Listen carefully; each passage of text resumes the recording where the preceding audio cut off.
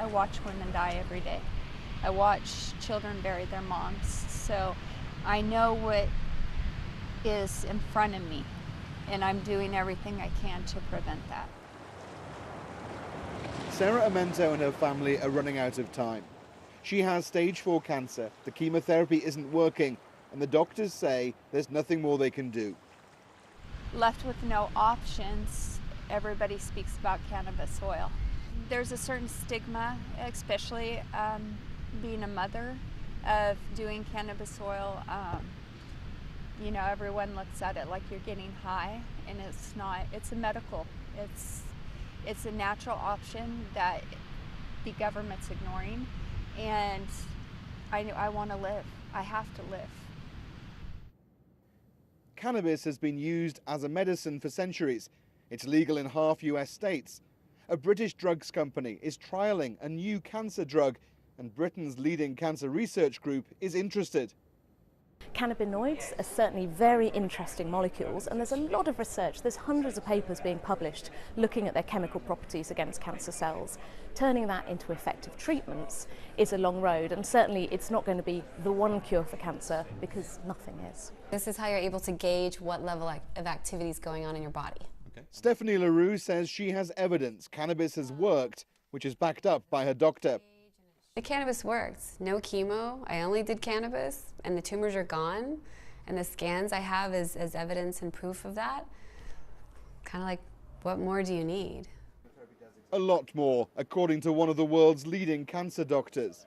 This is chemotherapy. So these are natural products, you know. The man who helped cure Lance Armstrong's cancer needs data and real scientific evidence.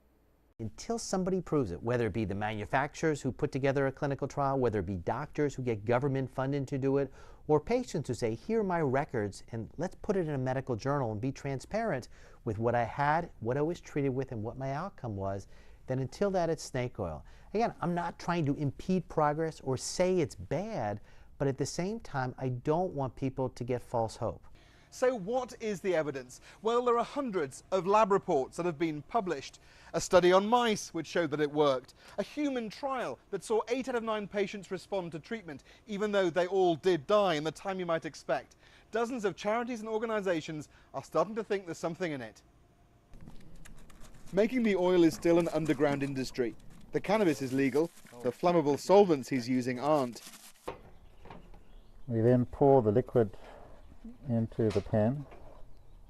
So this is the finished product? Yeah, this is the finished product.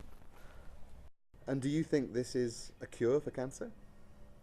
In many instances it is, and it can be. It depends on the person's particular condition or their state, how advanced the cancer is, but we've seen thousands and thousands of people get better from using this oil. And it's what Sarah Amento is trying. Is squeeze out a very little amount, and then I believe it's the best option. I've seen it work for others, and I'm hoping it'll work for me.